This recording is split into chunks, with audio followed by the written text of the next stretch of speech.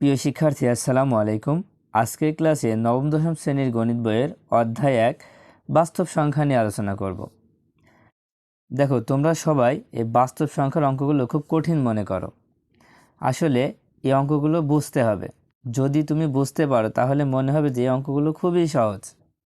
যদি তোমরা মনোযোগ সহকারে ক্লাসগুলো দেখো তাহলে অবশ্যই এই অঙ্কগুলো তোমাদের কাছে সহজ মনে হবেই। তো দেখো, আজকের ক্লাসটা হবে শুধুমাত্র বাস্তব সংখ্যায় যতগুলো সংজ্ঞা আছে সেই সংজ্ঞা নিয়ে।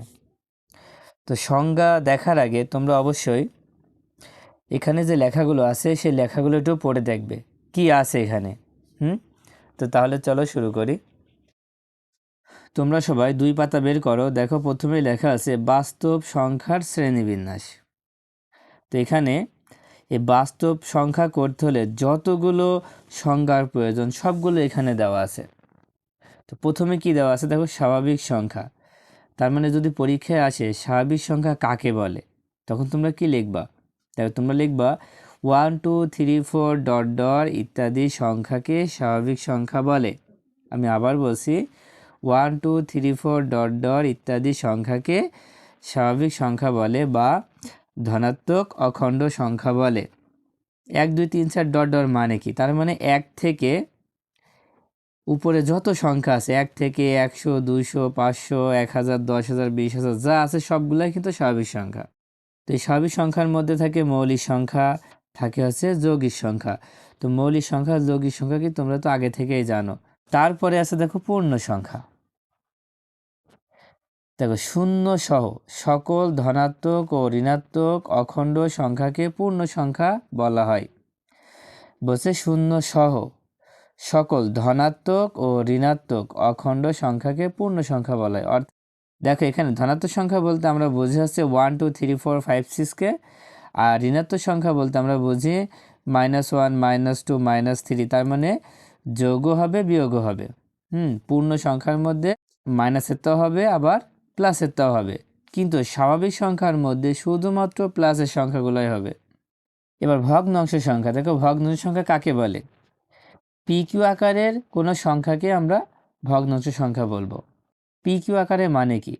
দেখো, পি বাই কিউ, তার মানে লব এবং হর আকারের কোনো সংখ্যাকে আমরা ভগ্নাংশ সংখ্যা বলবো। এটা হচ্ছে সাধারণ ভগ্নাংশ হবে, ঠিক আছে? দশমিক ভগ্নাংশ হবে না, এটা কি হবে? সাধারণ ভগ্নাংশ হবে। ও যেমন 1/2 3/2 -5/3 4/6 ইত্যাদি লব বাই হর আকারে আছে। এই ভগ্নাংশের মধ্যে আবার প্রকৃত ভগ্নাংশ এবং অপ্রকৃত ভগ্নাংশ পাওয়া যায়, তাই না? প্রকৃত ভগ্নাংশ কোনগুলা? যার লব ছোট আর হর বড় তাকে প্রকৃত ভগ্নাংশ বলে, আর যার লব বড় হর ছোট তাকে অপ্রকৃত ভগ্নাংশ বলে, ঠিক আছে? যেমন এখানে উদাহরণ দেখো, প্রকৃত ভগ্নাংশ হচ্ছে 1/2 1/3 2/3। দেখো, লব ছোট হর কিন্তু বড়। আর অপ্রকৃত ভগ্নাংশ হচ্ছে 3/2, মানে লব বড় হর ছোট। 4/3, লব বড় হর ছোট, ঠিক আছে? দেখো, এখানে সবথেকে গুরুত্বপূর্ণ হচ্ছে মূলদ সংখ্যা আর অমূলদ সংখ্যা। মূলদ সংখ্যা কাকে বলে? দেখো, পি বাই কিউ আকারের কোনো সংখ্যাকে মূলদ সংখ্যা বলা হয়। পি বাই কিউ আকার বলতে কি? এটা একটা ভগ্নাংশ সংখ্যা। তার মানে ভগ্নাংশ আকারের কোনো সংখ্যাকে আমরা কি বলবো? মূলদ সংখ্যা বলবো। অথবা তোমরা বলতে পারো যে সংখ্যাকে ভগ্নাংশ আকারে প্রকাশ করা যায় তাকে মূলদ সংখ্যা বলা হয়। আবার এটাও পড়তে পারো যে সকল পূর্ণ সংখ্যা ও ভগ্নাংশই মূলদ সংখ্যা। তার মানে সকল পূর্ণ সংখ্যা এবং ভগ্নাংশ সংখ্যাকে আমরা কি বলবো?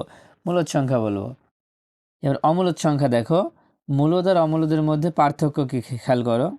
দেখো, যে সংখ্যাকে পি বাই কিউ আকারে প্রকাশ করা যায় না তাকে অমূলদ সংখ্যা বলে। পি বাই কিউ মানে কি? ভগ্নাংশ আকারে প্রকাশ করা যায় না। দেখো, যদি ভগ্নাংশ আকারে প্রকাশ করা যায় তাহলে সেটা হচ্ছে মূলদ সংখ্যা, আর যদি ভগ্নাংশ আকারে প্রকাশ করা না যায় সেটা হচ্ছে অমূলদ সংখ্যা।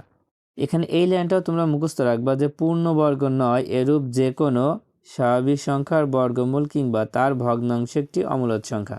এটাও কিন্তু মুখস্থ রাখতে হবে। দেখো, অমূলদ সংখ্যা হচ্ছে এই সংখ্যার কোনো শেষ নেই। এই সংখ্যা চলতেই থাকবে, সেই জন্য এখানে ডট ডট দেওয়া আছে। তার মানে এই সংখ্যার কিন্তু শেষ নেই। এখানে যেমন আরেকটা সংখ্যা আছে যে 1.732 ডট ডট, তার মানে আরও আছে। আবার এখানে আছে 1.118 ডট ডট, তার মানে রুট আকারের যতগুলো সংখ্যা আছে যদি রুট করে আমাদের ক্যালকুলেটর পরিপূর্ণ হয়ে যায় তাহলে সেটা হচ্ছে অমূলদ সংখ্যা হবে। আর দেখো মূলদ সংখ্যার মধ্যে একটা জিনিস খেয়াল করো, এখানে 3কে 1 দিয়ে ভাগ করলে 3 হচ্ছে, 11কে 2 দিয়ে ভাগ করলে 5.5 হচ্ছে, 5কে 3 দিয়ে ভাগ করলে 1.66 ডট ডট। এখানে দেখো একই সংখ্যা বারবার আসা মানে সেটা হচ্ছে মূলদ সংখ্যা। ঠিক আছে, তবে মূলদ সংখ্যার অমূলদ সংখ্যা তোমরা বুঝতে পারলে। তারপরে দেখো দশমিক ভগ্নাংশ সংখ্যা। দশমিক ভগ্নাংশ সংখ্যা কি? মূলদ সংখ্যা ও অমূলদ সংখ্যাকে দশমিক দিয়ে প্রকাশ করা হলে একে দশমিক ভগ্নাংশ বলা হয়। বলছে মূলদ সংখ্যা এবং অমূলদ সংখ্যাকে দশমিক দিয়ে প্রকাশ করা হলে একে দশমিক ভগ্নাংশ বলা হয়। যেমন দেখো আছে 3 সমান 3.0 আর 5/2 মানে 5কে 2 দিয়ে ভাগ করলে হবে 2.5। দেখো দশমিকের আবার ভাগ আছে, এখানে আছে সসীম দশমিক ভগ্নাংশ আর অসীম দশমিক ভগ্নাংশ। এই দুইটা কি? দেখো দশমিক বিন্দুর পর অঙ্ক সংখ্যা সসীম হলে এদেরকে সসীম দশমিক ভগ্নাংশ বলে। এখন সসীম বলতে দশমিকের পরে অঙ্ক সংখ্যা কম হলে মানে যা শেষ আছে, আর অঙ্ক সংখ্যা অসীম হলে এদেরকে অসীম দশমিক ভগ্নাংশ বলা হয়। যেমন দেখো 0.52 এখানে কিন্তু শেষ আছে, তার মানে এটা হচ্ছে সসীম। এখানে 3.4152 এখানেও কিন্তু শেষ আছে, কিন্তু এখানে খেয়াল করো এখানে আছে 1.33 ডট ডট, তার মানে এটা হচ্ছে অসীম। ডট ডট থাকে মানে এটা হচ্ছে অসীম। তারপরে 2 দশমিক, দেখো এখানে কতগুলো সংখ্যা, তারপর আবার ডট ডট আছে, তার মানে এটা হচ্ছে অসীম। দেখো কোনো সংখ্যার পরে যদি ডট ডট থাকে তাহলে সেটা হবে অসীম, আর যদি না থাকে তাহলে সেটা হবে সসীম।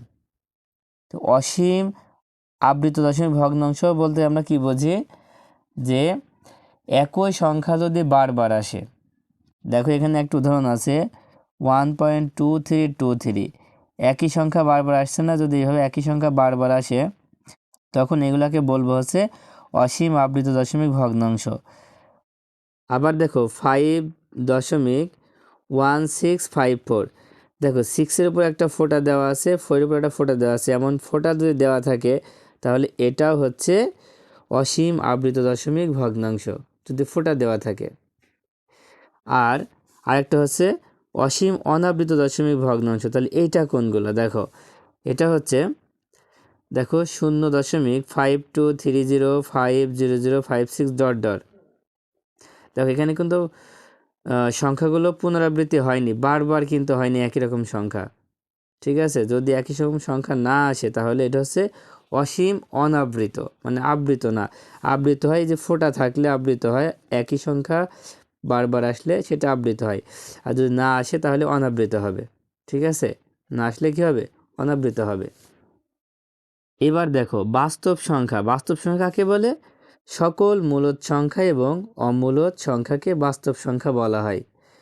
ঠিক আছে, দেখো সকল মূলদ এবং অমূলদ সংখ্যাকে কি সংখ্যা বলা হয়? বাস্তব সংখ্যা বলা হয়। এটা খুবই গুরুত্বপূর্ণ।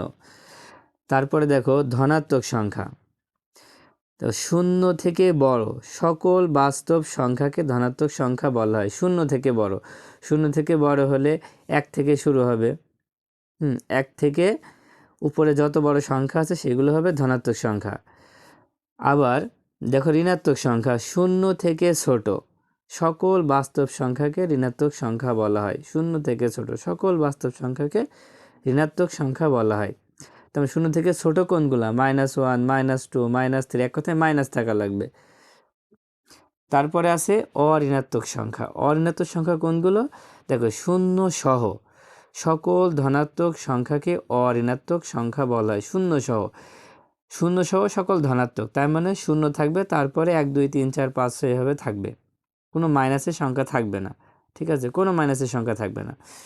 আর দেখো পারলে তোমরা এখানে বাস্তব সংখ্যার শ্রেণীবিন্যাস দেওয়া আছে, এটা একটু দেখে নিবা। এটা দেখলেই তোমরা অনেক কিছু বুঝতে পারবে। তো আজকের মতো ক্লাসটা এই পর্যন্ত। আমরা পরবর্তী ক্লাসে ধারাবাহিকভাবে যে অঙ্কগুলো সহজ সেইগুলো নিয়ে আলোচনা করব, কারণ কঠিন অঙ্ক যদি প্রথমে করি তাহলে তোমরা কিছুই বুঝতে পারবে না। ঠিক আছে, তো আজকের মতো ক্লাসটা এই পর্যন্ত। আল্লাহ হাফেজ।